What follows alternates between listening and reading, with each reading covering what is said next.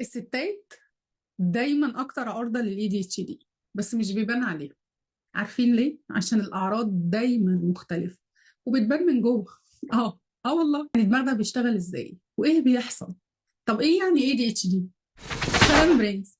انا زينة فرج، برين هيلث كوتش وام، وعندي اي دي اتش دي، وحاسه بكل اللي بتمري بيه لان انا مريت بيه زيك بالظبط.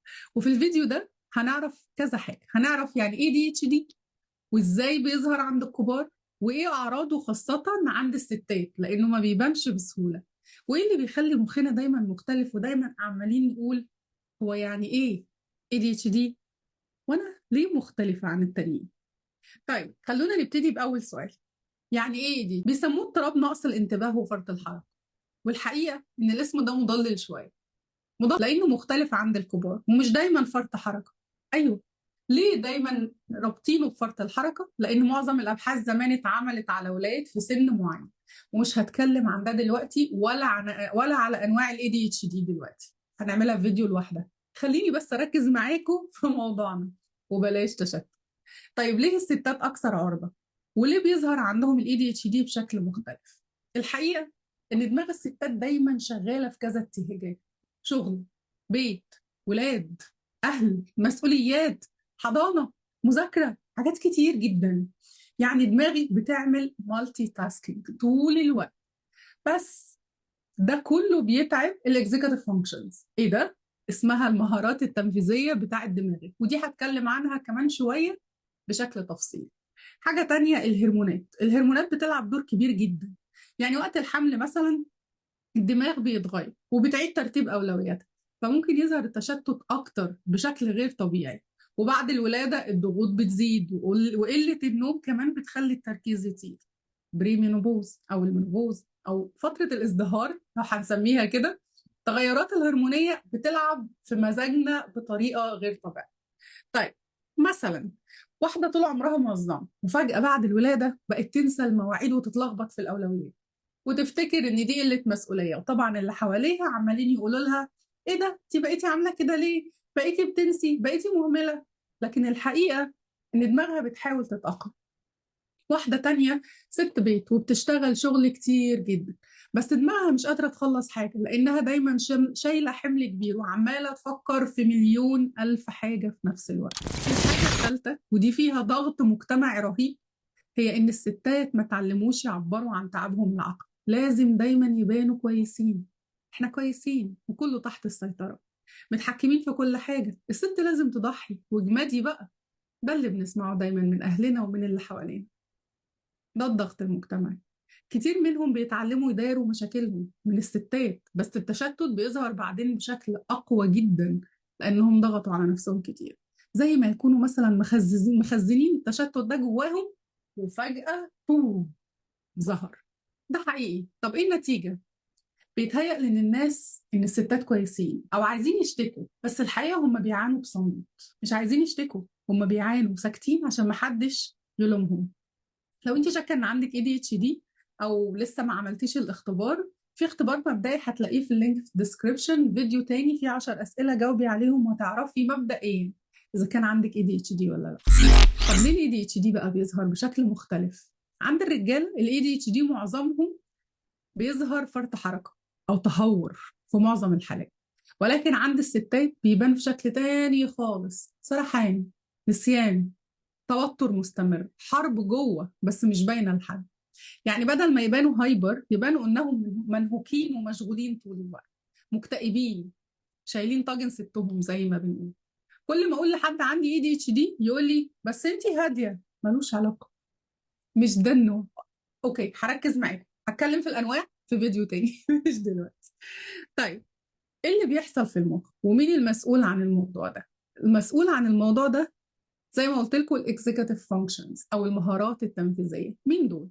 دول كده عاملين زي المدير التنفيذي او المايسترو اللي بينظم كل حاجه في دماغك. هنا الكتاب ده مهم جدا، من اكتر الكتب اللي ممكن تساعد تخليكي تفهمي يعني ايه. الكتاب بيقول ان المدير التنفيذي او الاكزيكتيف فانكشنز بتاعه الدماغ هي اللي بتنظم كل حاجه في دماغك، وعندنا 11 مهاره اساسيه. لو واحده فيهم متلخبطه دماغك كله بيتلخبط.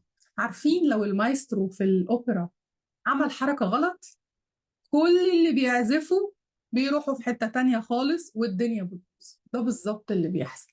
طيب تعالوا نشرح كل واحدة فيهم بمثال علشان نعرف بالظبط هو ايه ده. أول واحدة هي التحكم في الانفعالات أو الريسبونس انهبيشن. زي مثلا ايه؟ زي ما بتتكلمي من غير ما تفكري، فجأة كده تروحي طالعة قايلة شوية كلام من غير ما تفكري انت بتقولي ايه، أو تاخدي قرارات سريعة جدا تندمي عليها. المهارة الثانية الوركينج ميموري، يعني تفتكري الحاجة اللي بتعمليها دلوقتي وتخططي للي جاي. بالمناسبة احنا كناس عندها ADHD ممكن نفتكر حاجات بتفاصيل من 10 سنين بس ما نفتكرش حاجة حصلت النهاردة الصبح. أيوة. طيب ثالث مهارة وهي المرونة أو الفلكسبيليتي، يعني تلاقي نفسك بتتأقلمي بسرعة لو حاجة اتغيرت في خطتك، مش تتوتري وتقلقي وتحسي إن الدنيا باظت، نقعد يكون عندنا شعور بالذنب رهيب. المهارة الرابعة وهي sustained attention أو الانتباه للحاجات، يعني قدرتك تركزي على حاجة واحدة من غير ما تسرحي بعد دقيقتين أو تملي أو تدوري على حاجة جديدة ترفع لك الدوبامين. المهارة الخامسة التايم مانجمنت، يعني ايه التايم مانجمنت؟ يعني اخلي مواعيدي مظبوطه مش دايما متاخره علشان مخي بيطلع لي بحاجات كتير قوي تتعمل في اخر 5 ثواني ودايما اروح متاخره. المهاره السادسه التنظيم، يعني نرتب دماغنا وحياتنا، اللبس المواعيد للشغل البيت كل حاجه، مش بس يعني ترتيب اولويات او لحظه، لا كل حاجه. وخدي بالك الكركبه بره بتنعكس على الكركبه جوه دماغك، والعكس لو دماغك مكركبه بتتعكس بره كمان. المهاره رقم 7 التخطيط وتحديد الاولويات. تكتبي الحاجات اللي لازم تتعمل وتعرفي ايه اهم حاجه، مش فجاه يطلع في دماغك حاجه فتسيبي كل حاجه وتعملي الحاجه الجديده اللي هي مش اولويه اصلا ومش مهمه اصلا، وده اللي بيحصل معانا كناس عندهم. المهاره الثامنه تاسك انيشيشن، او ان احنا لما نبقى عايزين نعمل حاجه نبتدي. يعني ايه؟ يعني ابتدي الحاجه من غير ما افضل اجل واجل واجل واجل في تاسك. التاسك دي ممكن تكون ما بتاخدش 4 دقائق وافضل اجلها شهور.